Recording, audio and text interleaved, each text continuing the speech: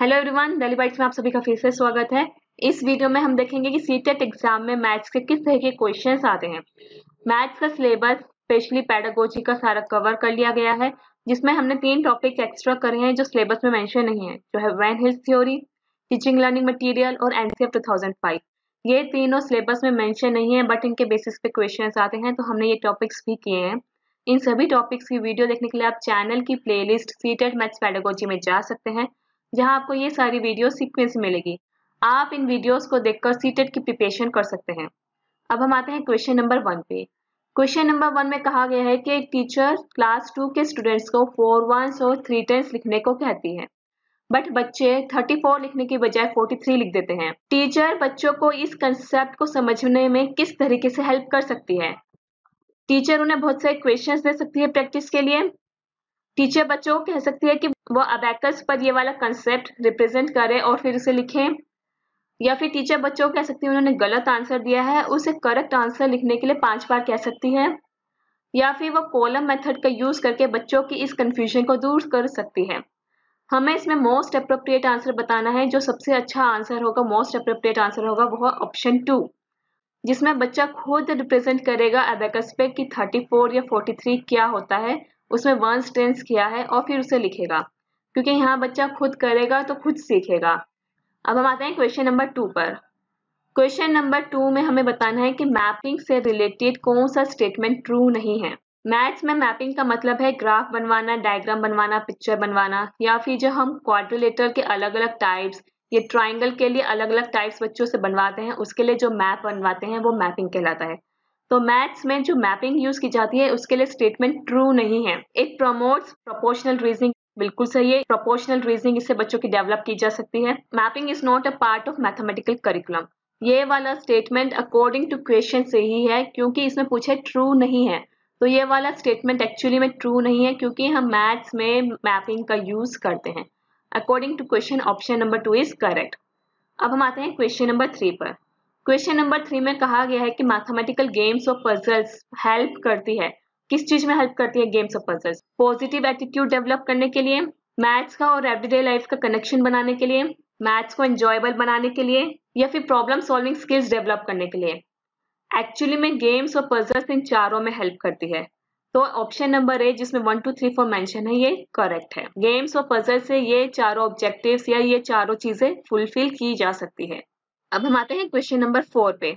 Question number 4 में कहा गया है कि इन चारों ऑप्शंस में से कौन सा एनसीएफ 2005 के अकॉर्डिंग प्राइमरी लेवल के लिए ऑब्जेक्टिव नहीं है।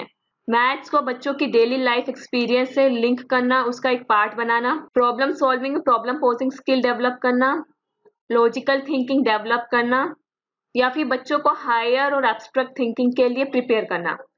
प्राइमरी लेवल पे ऑप्शन नंबर 4 बिल्कुल भी एप्लीकेबल नहीं है, क्योंकि प्राइमरी लेवल पे जब मैथ्स पढ़ाई जाती है तो उसका मेन मकसद होता है कि मैथ्स को बच्चों की डेली लाइफ से लिंक करना, उनकी लॉजिकल थिंकिंग डेवलप करना, उनको ये बताना कि वो मैथ जो सीख रहे हैं वो डेली लाइफ से कहीं ना कहीं लिंक है, वो उसको यूज करके कोई ना कोई प्रॉब्लम जो मैथ से रिलेटेड है उसे पोज कर सकते हैं और सॉल्व कर सकते हैं। इसलिए option number 4 according to the question is correct.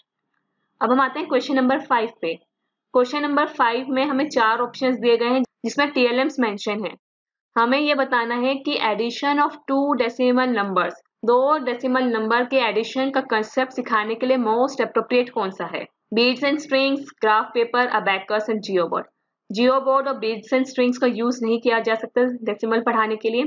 Graph paper और अबैकस का यूज किया जा सकता है, और इन दोनों में से जो मोस्ट अप्रोप्रिएट है वो है ग्राफ पेपर, क्योंकि ग्राफ पेपर में बच्चा एक्चुअली में समझ पाएगा कि किस तरीके से डेसिमल नंबर्स प्रेजेंट किए जाते हैं, डेसिमल नंबर एक्चुअली होता क्या है, और किस तरीके से 2 डेसिमल नंबर को हम ऐड कर सकते हैं।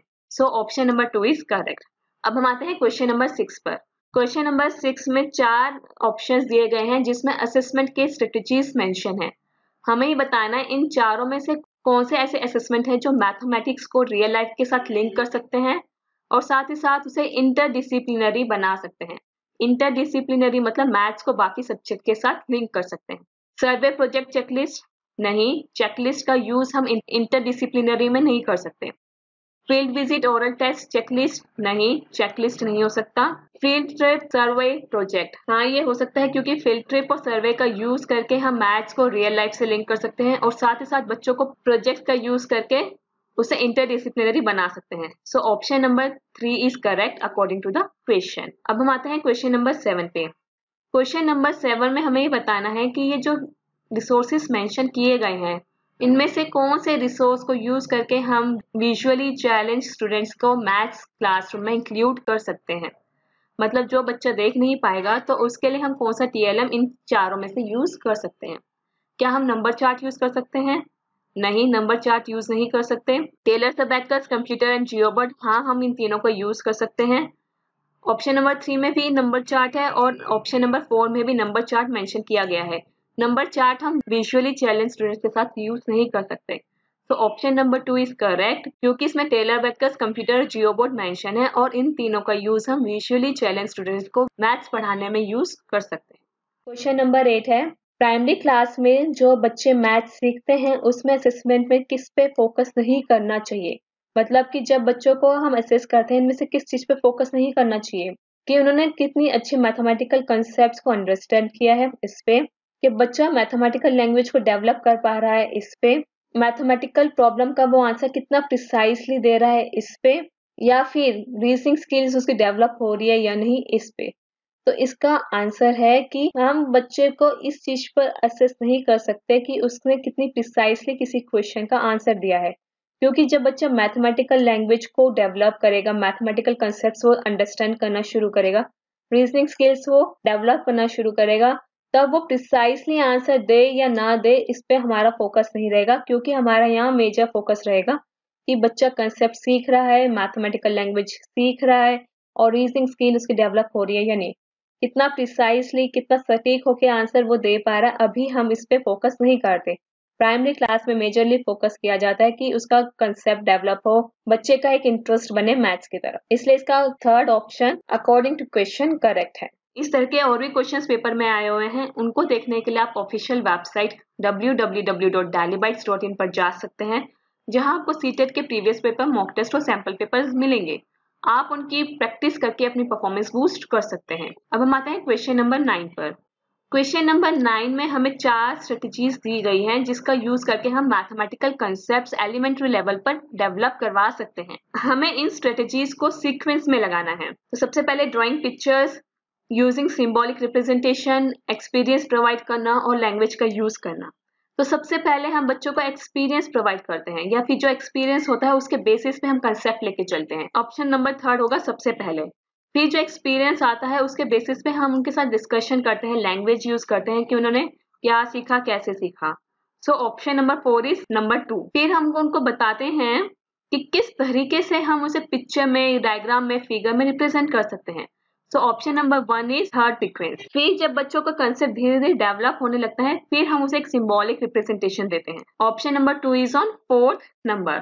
सो करेक्ट सीक्वेंस हुआ 3 4 1 2। ऑप्शन नंबर 2 इज करेक्ट जिसमें 3 4 1 2 मेंशन किया गया है। अब हम देखते हैं क्वेश्चन नंबर 10। क्वेश्चन नंबर 10 में बताया गया है कि एक टीचर बच्चों को ऑब्जेक्ट्स, जो भी ऑब्जेक्ट्स उनके नियर बाय होते हैं, उनकी प्रॉपर्टीज उनके वर्ड्स में डिफाइन करने के लिए एनकरेज करती है, प्रोमोट करती है। ऐसा क्यों करती है टीचर? क्योंकि ये इंटरेस्टिंग एक्टिविटी है जो फ्री टाइम में करवाई जा सकती है। बच्चे एक्सप्लेन करना पसंद करते हैं किसी भी ऑब्जेक्ट को उनकी अपनी लैंग्वेज में, जैसे कि डैम्पशेयर आर्ट्स में होता है। इससे बच्चों की ऑब्जर्वेशन स्किल डेवलप होती है और वो इनफॉर्मली शेप्स के बारे में समझना शुरू कर देते हैं। ये शेप्स को इंट्रोड्यूस करवाने के लिए बहुत अच्छी एक्टिविटी है। एक्चुअली में जब ये टीचर एक्टिविटी करवा रही होती है तो उसका मेन पर्पस होता है बच्चों में एक अंडरस्टैंडिंग डेवलप करना शेप्स के बारे में यूजिंग देयर ऑब्जर्वेशन। जो बच्चा ऑब्जर्व करता है, एक्सपीरियंस करता है, उसके बेसिस से बच्चे की क्या अंडरस्टैंडिंग है ये जानना चाहती है टीचर, इसलिए वो ये एक्टिविटी करवाती है। Option number 3 is correct.